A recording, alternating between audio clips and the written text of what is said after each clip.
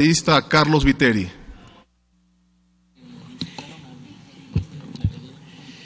Gracias, presidente. Buenas tardes, colegas. Alichishi Tukuiguna.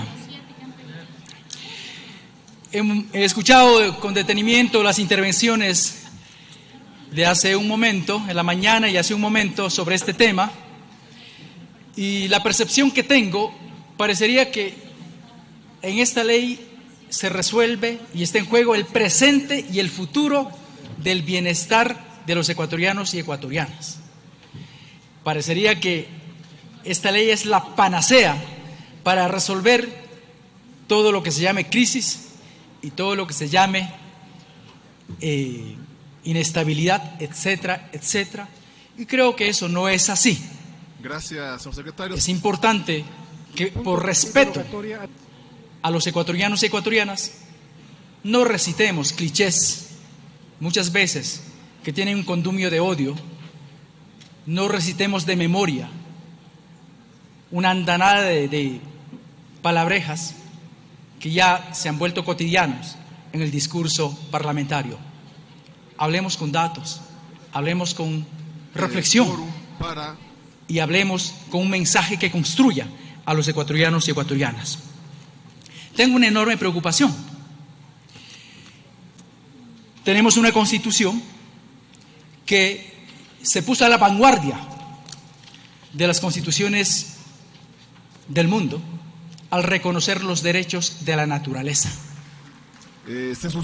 Y en ese marco me pregunto, colegas, ¿qué hacemos con las sustanciales contradicciones que encontramos en este proyecto de ley con la Constitución?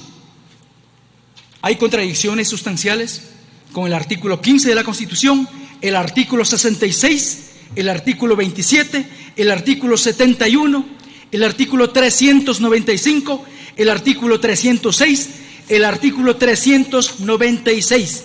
Con esos artículos guarda sustanciales contradicciones. Revisen. Les invito a revisar con objetividad, colegas. ¿Qué hacemos igualmente con otras contradicciones legales? Por ejemplo, el artículo 5 del Código Orgánico del Ambiente, el artículo 9 del mismo código, el artículo 4, en fin, una serie del artículo 10, el artículo 11 del Código Orgánico del Ambiente, que es la herramienta que que instrumenta los derechos de la naturaleza. Este proyecto de ley guarda contradicciones con el Código Orgánico del Ambiente. ¿Qué hacemos con eso? Teniendo en cuenta que esta Asamblea tiene que legislar sobre la base de la Constitución. No puede ir en contra de la Constitución y las leyes. Hay ahí un gravísimo problema. Por otro lado, pues se ha mencionado que se ha despotricado, como se dice comúnmente, contra esta ley. Se ha dicho que no ha servido para nada, que se metió la mano al bolsillo de los ecuatorianos. Se ha dicho que en realidad es una ley inútil. Pero, colegas, lean en la página 19 del informe. En la página 19 del informe establece en uno de los puntos, reconoce la misma comisión: para desincentivar las prácticas más contaminantes hay que partir de un principio básico de la legislación ambiental: quien contamina paga. Por cierto, un principio internacionalmente aplicado. Y por otro lado, ustedes vean que allí hay un recuadro que el mismo informe recoge. En el recuadro habla acerca de la recaudación y acerca del destino de esa recaudación, ya que aquí se ha dicho que no ha servido para nada. No lo digo yo, lo dice el informe. Habla de 111.3 millones promedio de recaudación anual. Pero acto seguido habla que de esos 111.3 millones, el promedio de erogación anual en el presupuesto general de Estado para el sector ambiental es de 137.2 millones, es decir, 1.23 veces más del recaudado. Esto lo dice el informe. Así es que seamos objetivos, no mintamos, no manipulemos a los ciudadanos y ciudadanas que escuchan por los medios de comunicación. Ahí está, lo reconoce el mismo informe. Por otro lado, se menciona que esta ley, puchica, se empobrece a los ecuatorianos y ecuatorianas. Honestidad intelectual, honestidad política, a quienes representamos al pueblo ecuatoriano. ¿Qué empobrece a los ecuatorianos y ecuatorianas? La falta de empleo y los masivos despidos que ocurren hoy en día por parte de este gobierno. Eso empobrece a los ecuatorianos. Dicho sea de paso, decisiones de un gobierno del cual aquí quienes apoyan esta reforma son realmente los sostenedores, realmente los aliados incondicionales, los partidos de derecha. ¿Saben qué empobrece al pueblo ecuatoriano? Empobrece al pueblo ecuatoriano, pues, la reducción del presupuesto en educación, la eliminación del desayuno escolar, de los uniformes. Eso empobrece al pueblo ecuatoriano. La alza de tarifas de eléctricos, eso empobrece al pueblo ecuatoriano.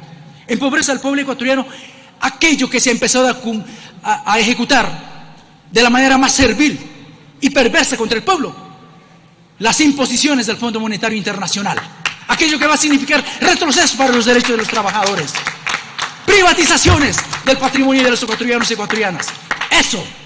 Eso que ustedes han apoyado fervientemente a este desgobierno, eso empobrece ecuatorianos y ecuatorianas. Seamos objetivos. Y por otro lado, se ha dicho, ¿qué más se empobrece? Empobrece el total abandono y políticas contrarias a la micro, pequeña y mediana empresa de los ecuatorianos y ecuatorianos. La producción nacional está camino a la quiebra. De eso no se ha dicho nada. Eso empobrece a los ecuatorianos y ecuatorianas. Decisiones que están allí, plasmadas en esa ley inconstitucional, que es la Ley de Fomento Productivo. Eso ustedes lo saben y ustedes lo apoyaron. Y por otro lado se dice que esta ley pasó por las tranqueras. Señores, en la legislación está vigente que una ley puede pasar por el Ministerio de la Ley. Y eso no es ir por las tranqueras. ¿Saben qué es por las tranqueras? Y empobrece al pueblo ecuatoriano. Miren, el decreto 449, en base al cual se reemplaza la modalidad de contrato petrolero de prestación de servicios a participación. Con ese decreto que hoy está en vigencia, el 87.5% de los beneficios se llevan las multinacionales. Apenas el 12.5% se queda para los ecuatorianos. Esto pasó por la tranquera, afectando el patrimonio de recursos estratégicos para los ecuatorianos. Hablemos con documentos, hablemos con datos, no recitemos de memoria. En ese sentido, colegas, el Ecuador está yendo contra el mundo. Es decir, que el planeta entero debate en aquello que fue en su momento y que sigue en vigencia: el Convenio Marco por el Cambio Climático, el Protocolo de Kioto, los Acuerdos de París, etcétera, etcétera.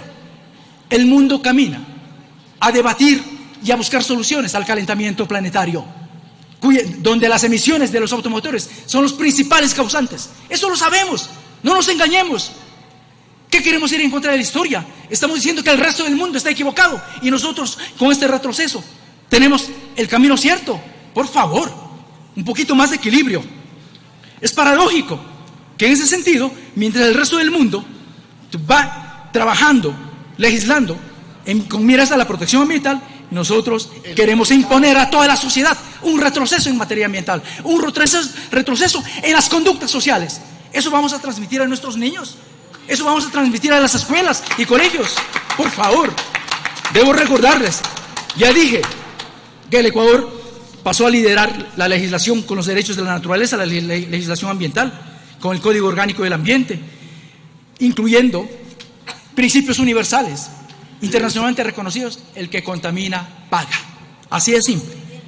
En ese sentido, reafirmo que este proyecto de ley va en contra de la Constitución y el Código Orgánico del Ambiente.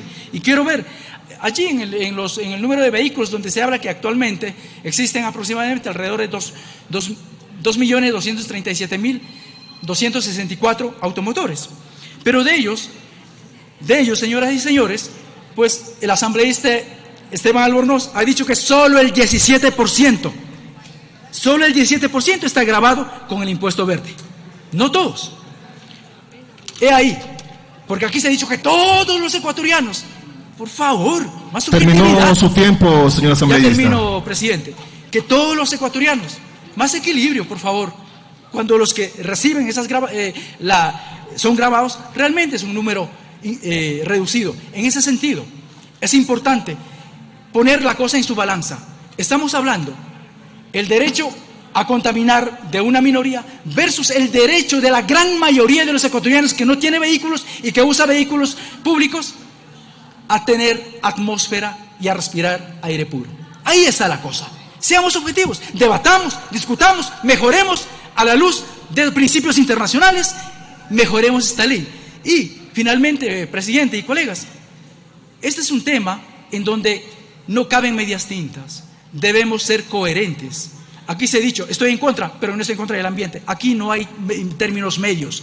Debatamos más la ética ambiental del presente y del futuro, no solo del país, sino de las generaciones enteras. Muchas gracias, señor asambleísta. Debatamos y el tema está planteado. Muchas gracias.